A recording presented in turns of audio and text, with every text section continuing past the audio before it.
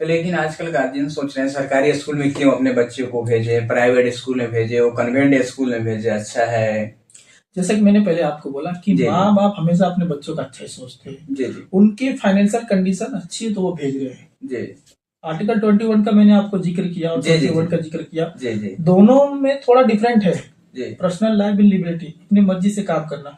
Parents, देखो सीधा बताया गया है कि माइनर एंड मेजर। माइनर बच्चे की जिम्मेदारी उसके पेरेंट्स की होती है। जी। बच्चा अगर जिस टाइम वो बॉर्न होता है और अबव 18 तक होता है, 18 से एक सिंगल डे भी वो कम रहता है तो वो पेरेंट्स की जिम्मेदारी रहती है। तो उसी के according parents personal life and liberty बच्चों की जो रहती है पेरेंट्स की रहती है। वो बच्चों को अच्छे स्कूल में भेजे, सरकारी स्कूल में भेजे, हायर एजुकेशन में भेजे, वो उनका अधिकार है। लेकिन जब बच्चा मेजर होता है, जब बड़ा होता है, तो वो उसका राइट है कि उसको क्या करना है। बहुत सारे स्टूडेंट हैं, घर से गार्जियन भेजते हैं यहाँ पे यूनिवर्सिटी में पढ़ने के लिए, यहाँ पे पढ़ते नहीं है, रूम पे रह जाते हैं और बहुत सारा गलत व्यवहार करने लगते हैं, बहुत सारा चीजें करने लगते हैं। उनके लिए कुछ देखो, मैं ऐसा बोल देता हूं कि साइकिल ऑफ लाइफ, जी जी लाइफ जो जीवन चक्र है, जी जी सब होना है। ठोकर खाना है, जी गिरना है, उठना है, जी जी धोखे खाने हैं, फिर जाके आप एक बनते हो परफेक्ट। जी। वो भी कब बनते हो उसका कोई भरोसा नहीं है। हाँ, ये तो सही है। लोग हर समय ठोकर खाते रहते हैं।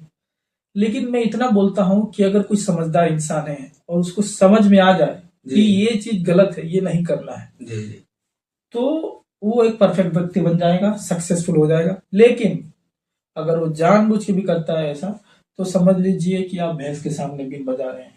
एकदम सही बात बोले भैया।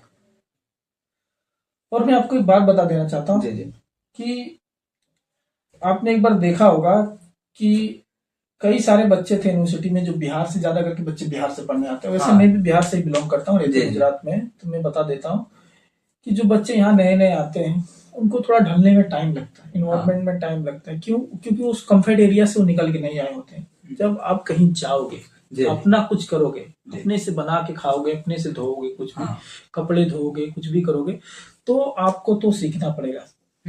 बिना सीखे हुए कुछ नहीं होने वाला, बिना सीखे कुछ नहीं। और इन सबको सिखाने वाला कौन होता है? एक सीनियर बच्चा, जो यूनिवर्सिटी में सीनियर होता है। जूनियर से सीनियर बनता है, सीनियर को वो मतलब एक आप बोल सकते हैं इसको परंपरा। जी जी, आप भी जूनियर थे, आपको भी कोई सीनियर मिला, सिखाया। आपके सीनियर चले गए, अब आप सीनियर हो गए, आपको जूनियर आएगा, सिखाओगे, वो जूनियर दूसरे को सिखाएगा। ये बोल सकते हैं परंपरा चलती रहती है। जी जी। और रही बात ये कि बच्चे कुछ पढ़ते कुछ नहीं पढ़ते, ये डिपेंड करता है बच्चे की कंडीशन पे, मेंटली उसके वो क्या सोचता है, क्या काम करता है। जी जी। अगर वो मेंटली अगर उसके पास इतनी पावर है कि वो करने की शक्ति रखता है तो वो करेगा। बाकी जो करने की शक्ति नहीं रखता हो, उसको आप कितना भी कुछ कर लो, बीन बजा लो, वो नहीं करेगा। एकदम सही बात बोले भैया।